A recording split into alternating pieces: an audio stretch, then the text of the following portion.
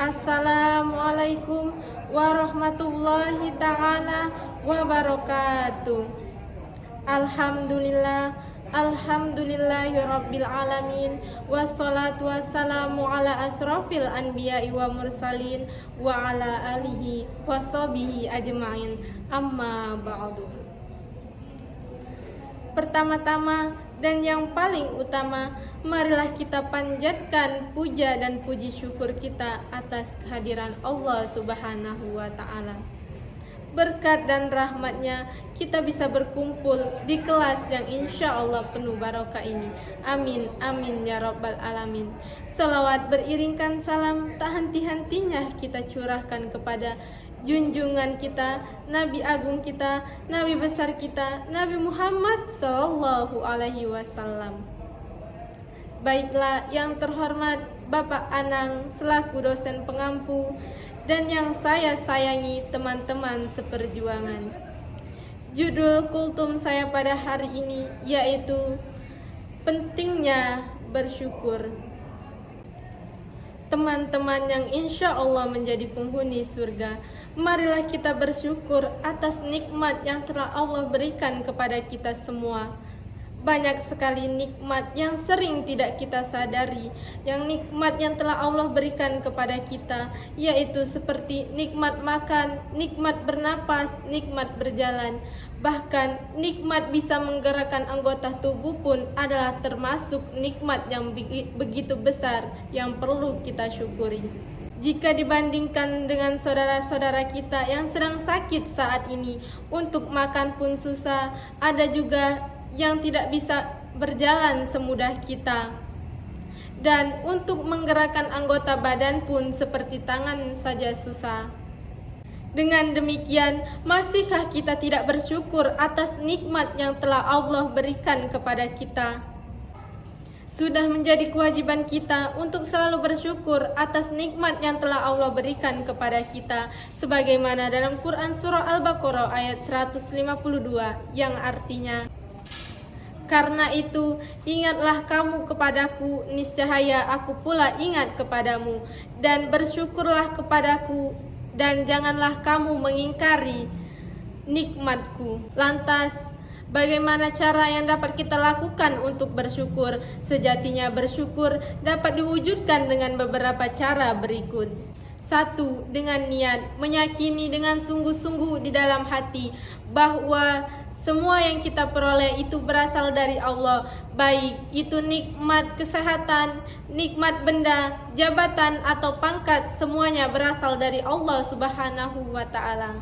2. Dengan lisan, setelah kita meyakini dalam hati kita, maka sebaiknya kita selalu bersyukur dengan mengucap Alhamdulillah di mana saja, kapan saja, atas nikmat yang telah Allah berikan kepada kita.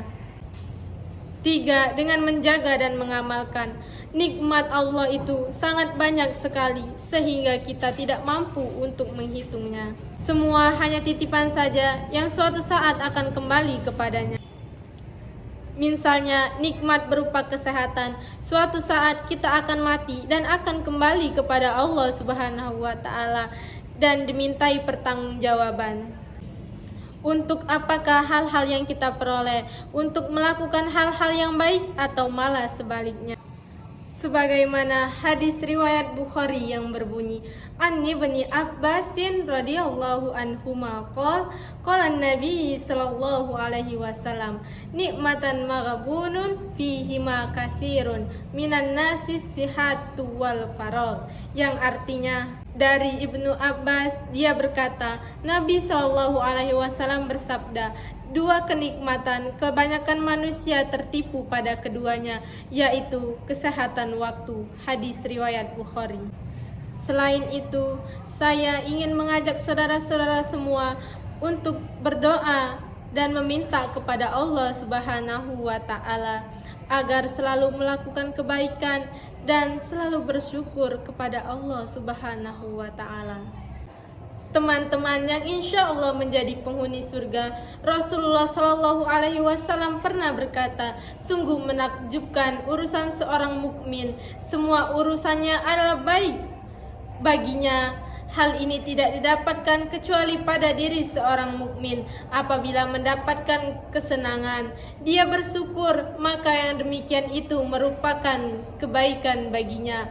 Sebaliknya, apabila tertimpa kesulitan, dia pun bersabar, maka yang demikian itu merupakan kebaikan baginya. Syukur tidak akan mungkin terwujud jika tidak diawali dengan keridhaan. Seseorang yang diberikan nikmat oleh Allah Subhanahu wa Ta'ala, walaupun sedikit, tidak mungkin bersyukur kalau tidak memiliki keridhaan. Sebab takwa saja belum tentu cukup jika belum dibarengi dengan pribadi yang bersyukur. Hal ini karena syukur merupakan satu stasiun hati yang akan menarik seseorang pada zona damai, tentram, dan bahagia. Ia juga akan mendapatkan kesuksesan baik di dunia maupun di akhirat, sekaligus mendapatkan inisiatif pahala dan kenikmatan. Oleh karena itu, teman-teman yang insya Allah akan menjadi penghuni surga, maka jangan sampai kita menjadi orang yang kupur nikmat akibat kurang bersyukur. Orang yang bersyukur adalah orang yang taat menjalankan perintah Allah Subhanahu wa Ta'ala dan menjauhi larangan Allah Subhanahu wa Ta'ala. Demikianlah kultum yang dapat saya sampaikan. Semoga bermanfaat bagi kita semua. Jika ada yang baik, itu datangnya dari Allah Subhanahu wa Ta'ala. Jika ada yang buruk, itu datangnya dari diri saya pribadi. Mohon maaf jika ada kesalahan tutur kata saya. Demikianlah ceramah yang dapat saya sampaikan. Saya akhiri. Wassalamualaikum warahmatullahi ta'ala wabarakatuh.